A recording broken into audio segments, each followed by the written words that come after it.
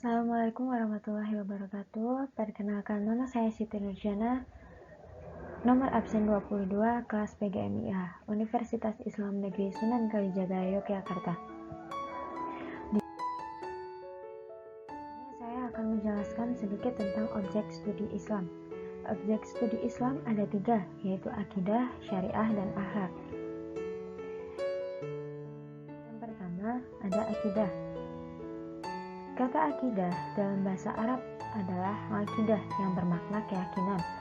Dalam Kamus Besar Bahasa Indonesia, akidah atau akidah berarti yang dipercayai hati. Pengertian akidah secara istilah atau dalam agama berarti perkara yang wajib dibenarkan oleh hati, sehingga menjadi suatu kenyataan yang teguh dan kokoh, tidak tercampuri oleh keraguan dan kebimbangan. Lalu ada ruang lingkup akidah. Yang pertama, ilahiyat, yaitu pembahasan tentang segala sesuatu yang berhubungan dengan Allah SWT, seperti wujud Allah, sifat-sifat Allah, perbuatan Allah, dan lainnya. Yang kedua, ada nubuwat, yaitu pembahasan tentang segala sesuatu yang berhubungan dengan Nabi dan Rasul, termasuk pembahasan tentang kitab-kitab Allah, mukjizat, dan lain sebagainya. Yang ketiga, ada ruhaniyat, yaitu pembahasan tentang segala sesuatu yang berhubungan dengan alam metafisik, seperti malaikat, jin, iblis, syaitan, dan roh. Yang keempat, ada sam'iyat, yaitu pembahasan tentang segala sesuatu yang hanya bisa diketahui lewat dalil nakli, berupa Al-Quran dan As-Sunnah, seperti alam barzah, akhirat, azab kubur, tanda-tanda kiamat, surga neraka, dan lainnya.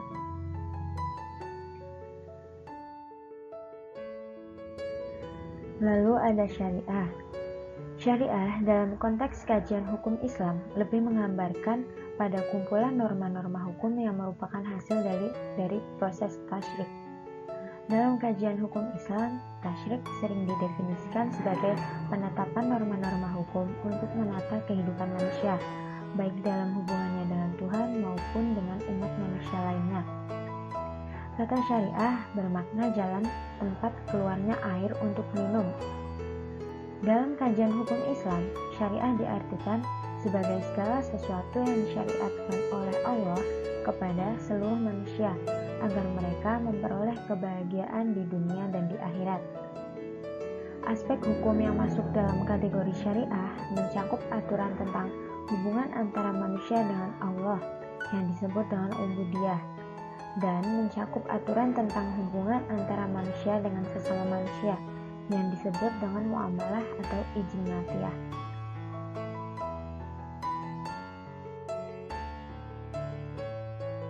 Lalu ada dalil-dalil hukum syariah.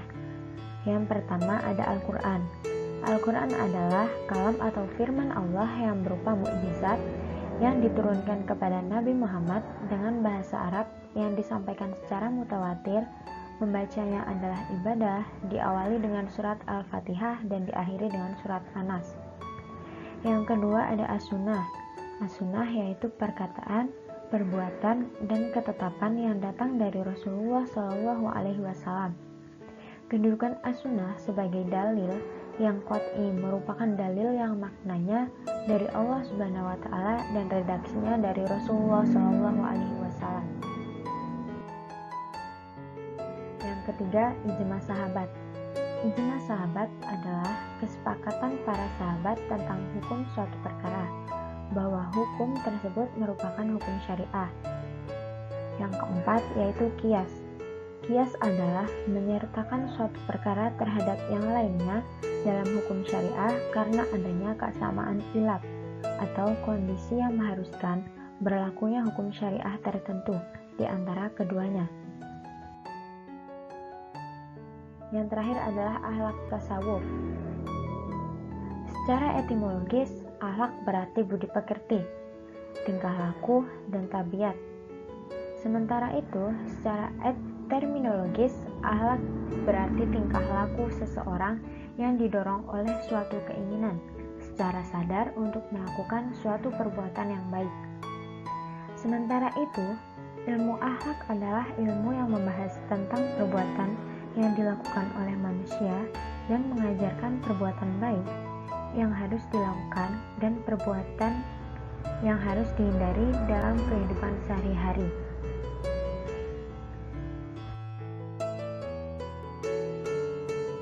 Lalu ada ruang lingkup akhlak. Yang pertama, akhlak dalam berhubungan dengan Allah Subhanahu wa taala. Yang kedua, akhlak dalam berhubungan dengan sesama manusia, dan yang ketiga, akhlak dalam berhubungan dengan alam. Nah, mungkin cukup itu saja yang dapat saya sampaikan. Semoga bermanfaat. Kurang lebihnya mohon maaf. Wassalamualaikum warahmatullahi wabarakatuh.